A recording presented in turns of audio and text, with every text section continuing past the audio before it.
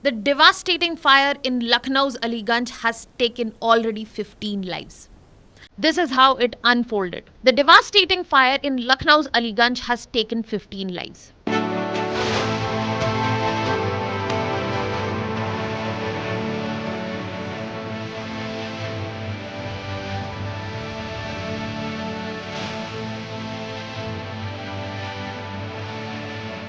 This fire accident is suspected to have started with a short circuit.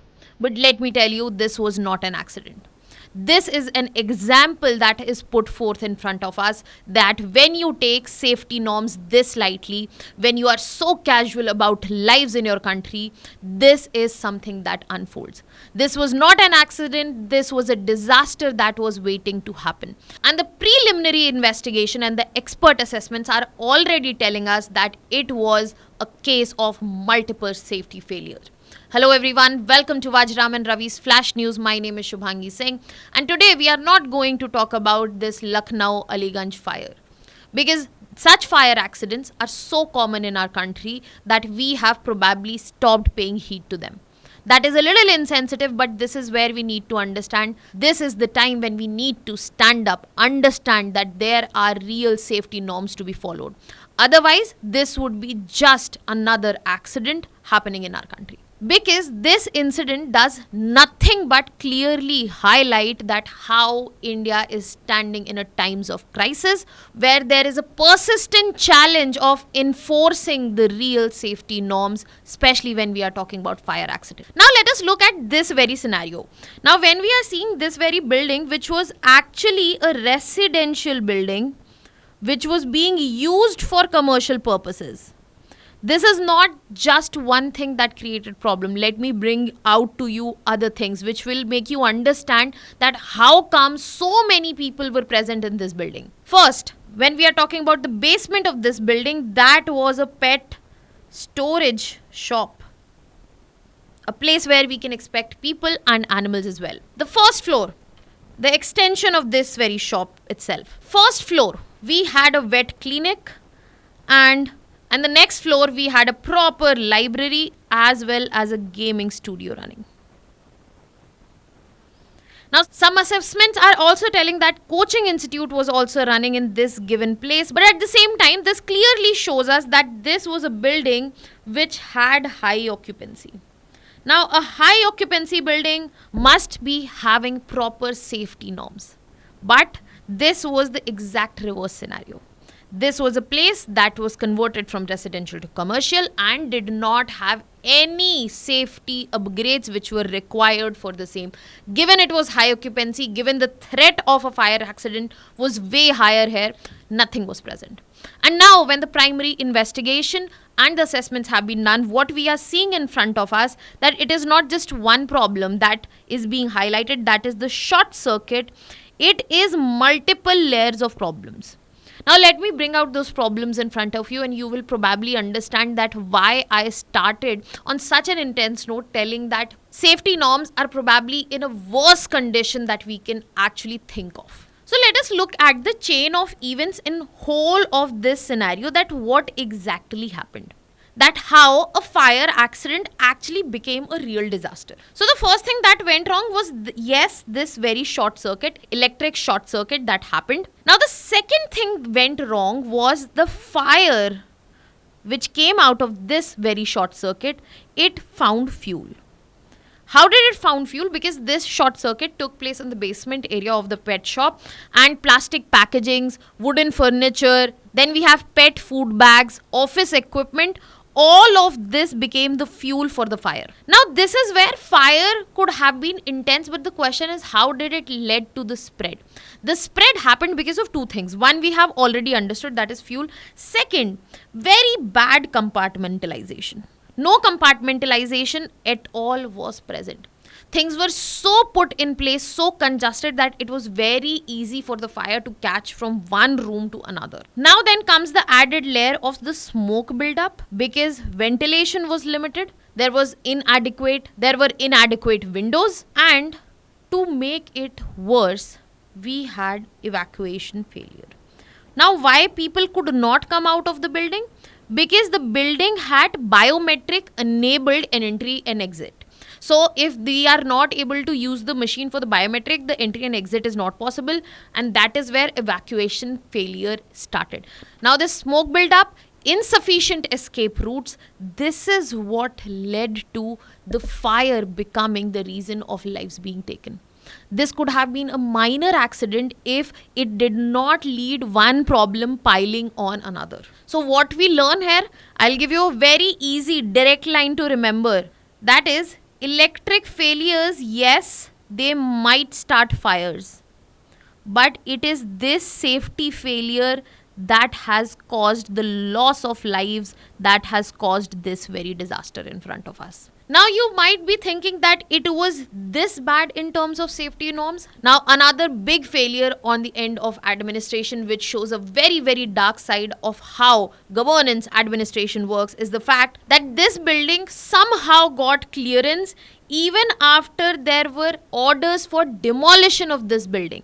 So that means people knew, administration knew that this building is not safe. And this was not something 1 week back, 1 year back, or probably 2 years back. This is something administration had already seen a decade back in 2016. This shows that the disaster that unfolded could have happened any day in this very decade.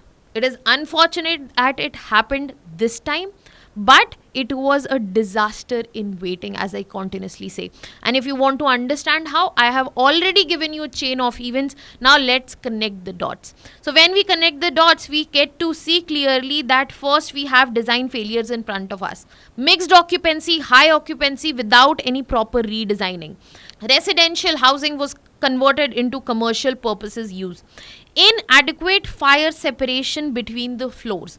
Poor ventilation. Now this is something that is design failure. Now let's come to the safety failures that we saw through the chain of events. First, limited emergency exits. That is something very basic requirement of proper fire safety norms.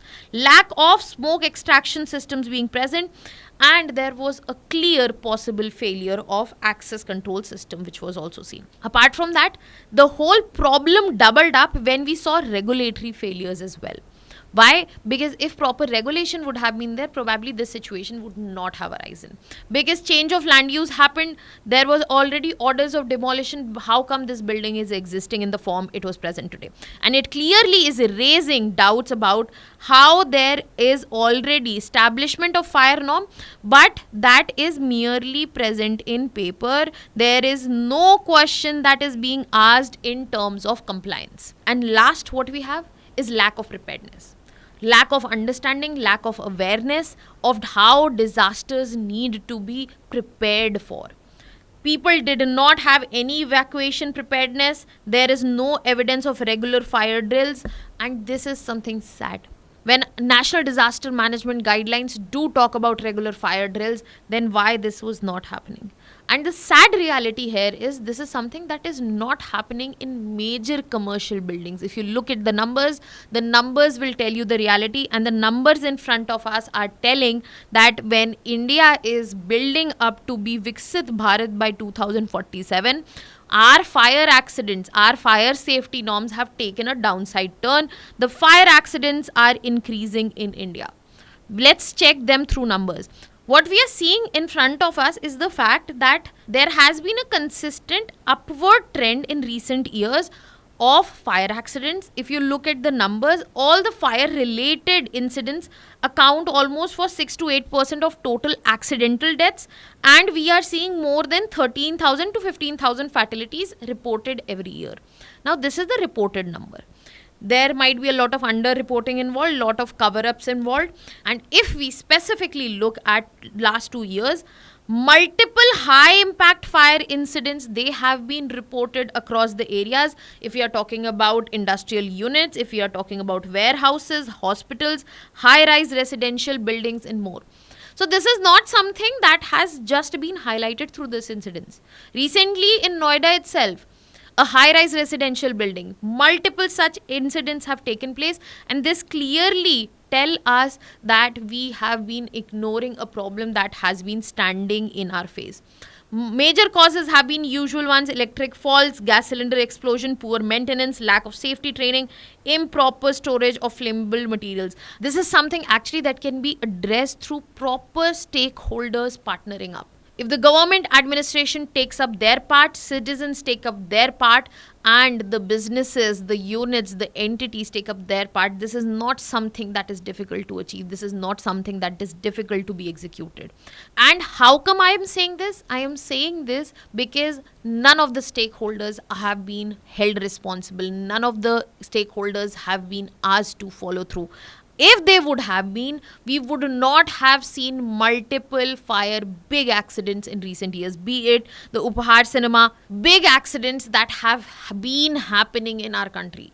If we talk about 1997 Upahar cinema Delhi, locked exit, nothing has changed. Locked exits again in 2026. Mundaka Building Fire 2022, illegal operation. Surat Coaching Centre 2019, no fire exits, and so many more. So what exactly can be done? Is there any legal framework? Is there any constitutional basis? Yes, there is.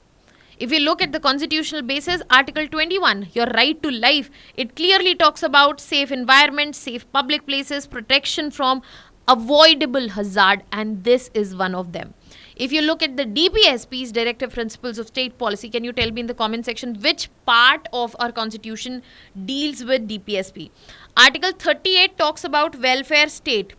Article 39E talks about protection of health of the individuals, and Article 47 talks about public health responsibility. If this is not enough, a country which follows this very constitution to the core, if this is not enough, we do have a legal framework as well. We have a legit legal framework as well.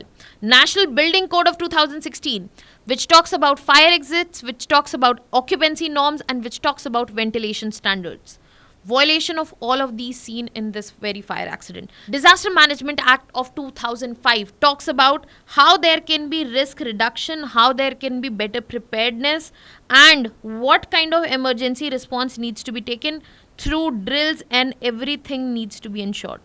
There are various state fire service acts which talk about proper fire NOCs, no objection certificates, safety inspections, and audits taking place. But if you look at what happened in this accident, you will see that none of this, if any one of this was present, probably we could have saved more lives.